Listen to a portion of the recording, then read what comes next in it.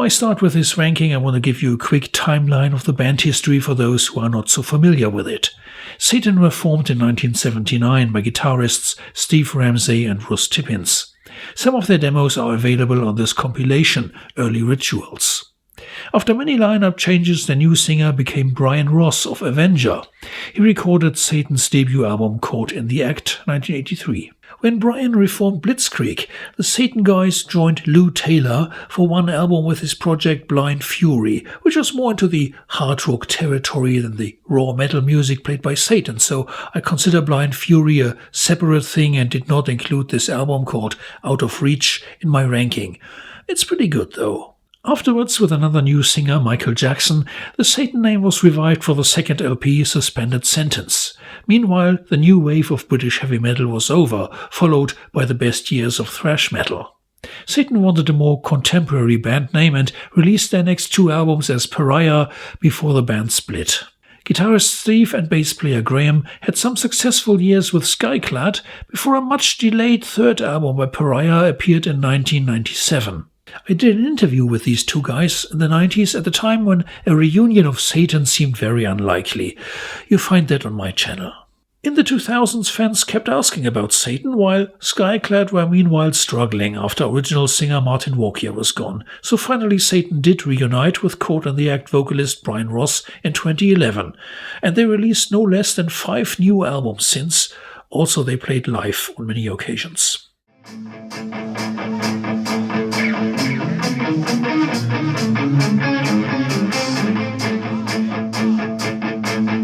This poison kiss I bring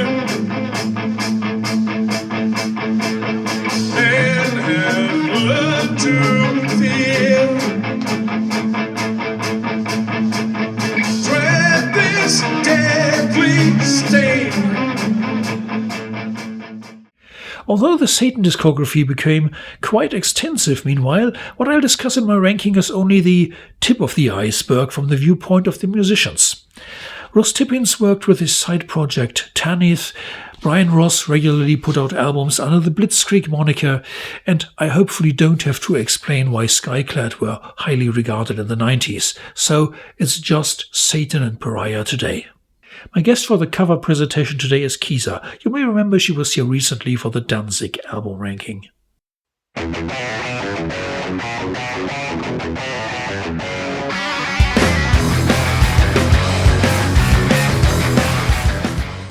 The third Pariah album musically wasn't very similar to the much heavier previous two. More melodic, with a bit of alternative rock feel to it. Songs like Walking Wounded or Learning to Crawl seem with hindsight a step towards the ideas Ross would express with Tanith much later. I have this on the last place in my ranking simply because it really doesn't sound much like Satan at all. Fans didn't get what they expected, and that was the end of Pariah. Although writing began in 1990, this album wasn't finished until 1997, and another new singer, Alan Hunter of Tyson Dog, contributed the lead vocals to this LP.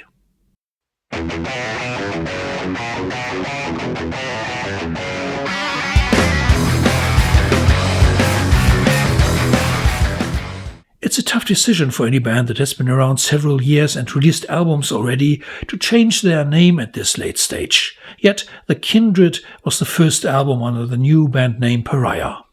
In an interview with Snake Pit magazine, Steve described their tour experiences in 1987 with Running Wild. A group of Christians petitioned the mayor of a town to stop Satan from playing. We were getting weird letters signed in blood and decided the time had come. Anyhow, The Kindred also used the opportunity of the name change to make some musical adjustments. We find a couple of good songs here. My favorites are The Rope and Killing for Company.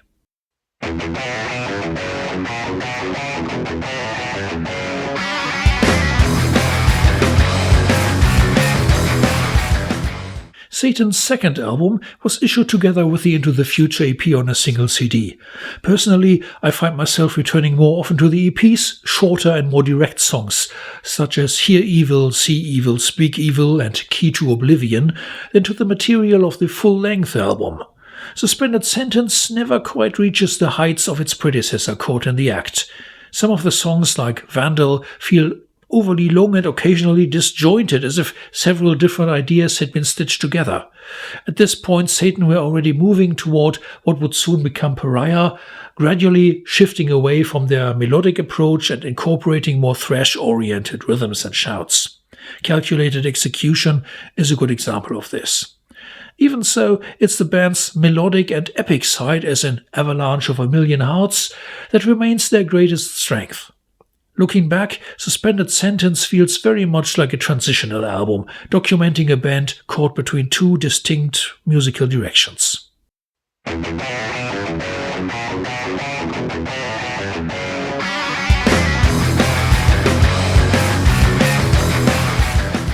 The latest studio album, Songs in Crimson, sounds, for some strange reason, less well produced than its predecessor Earth Infernal. Especially the guitar tends to be a bit more raw and distorted, and with the songs offering more speed but less variety, it's not among my favorite Satan LPs. Still, you find a bunch of good songs, of course. Era and Captives would be my favorites.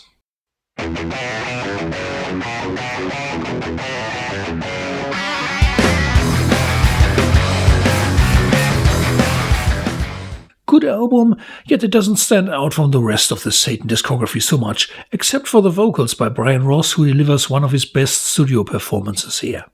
The songwriting varies well between the catchy Ahriman and the less accessible Fall of Persephone. If I have to nail down a favorite song, it's probably The Devil's Infantry.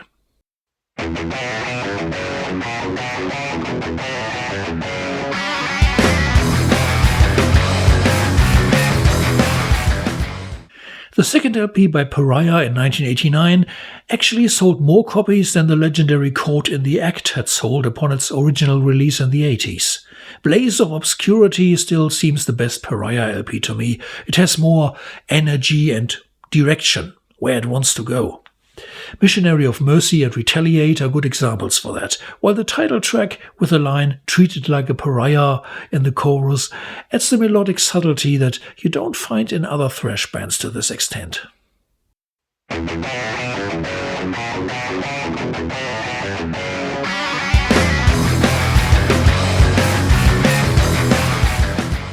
Songs like Ghosts of Mononga and The Slow Ophidian manage to expand the Satan universe a bit, while others like The Doomsday Clock and the title track Cruel Magic deliver exactly what you want from Satan. Good album.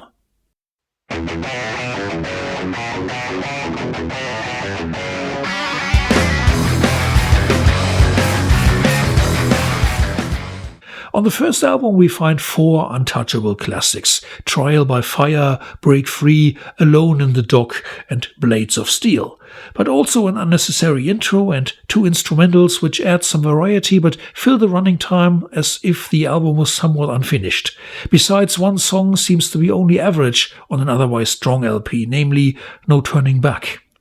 Preparing this ranking, I kind of thought that Caught in the Act would automatically become number 1, but as I re-listen to all the LPs, I find it not as unique as my nostalgia told me it would be. I have some higher praise for 2 of the more recent albums.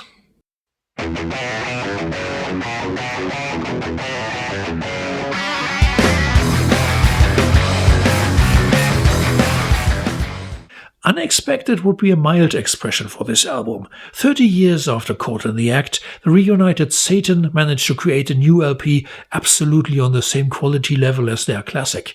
This is a point where the most bands from the new wave of British heavy metal failed. Once they reunited, they did a couple of new albums, but none could exceed their meanwhile legendary debut. See Angel Witch or Savage, for example. First, Satan got Brian Ross back in the band to make a close connection to Caught in the Act. And second, they had Dario Mollo for producer, a brilliant guitarist himself, who previously worked with Tony Martin of Black Sabbath. And he obviously knew how to get the signature Satan sound that makes the duo Ross and Steve so instantly recognizable. The sound was perfect, and the songs a continuation from the first album as if they had never been away. Songs like 2025, Siege Mentality, and Testimony quickly became favorites in the live set as well. One of the strongest comebacks ever.